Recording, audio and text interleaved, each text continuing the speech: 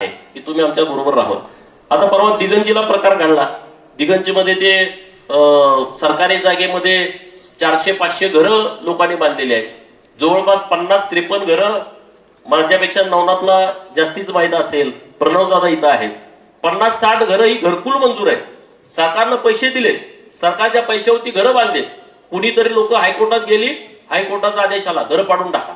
अरे आता पावसाळ्यात लोक जाणार कुठं?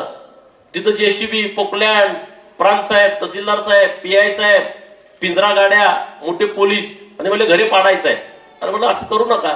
सगळी लोक तिथं रस्त्यावरती आली, लोक पुढे येऊन उभा राहिली। मी स्वतः परत त्यांच्याशी बोललो, असं करू नका। ते म्हणजे आम्हाला कोर्टात 3-4 महिन्याच्या आतमध्ये द्यायचं आहे, ती मुदत संपते 2-3 दिवसानंतर। परत माननीय मुख्यमंत्री महोदयाला जाऊन भेटलो, त्यांच्याकडून कलेक्टर साहेबांना त्यांनी सूचना दिल्या की सुप्रीम कोर्टाचा आदेश आहे, पावसाळ्यामध्ये घर पाडता येत नाही आणि माननीय सीएम साहेबांच्या एका फोनमुळे ती सगळी कारवाई पूर्णपणे थांबली। परंतु आता आपली जबाबदारी आहे की काही ना काही मार्ग काढून त्या लोकांना घरं तिथं आता बांधलेली आहेत, तर ती घरं तिथं राहिली पाहिजेत लोकांना। कारण माणूस आयुष्यात एकदाच घर बांधतो, दुसऱ्याला घर बांधणं होत नाही। कुणी कुणी 2दा घरं बांधली, तिथं आहेत का? 2 घरं बांधली, 3 घरं बांधली, 4 घरं बांधली नाही।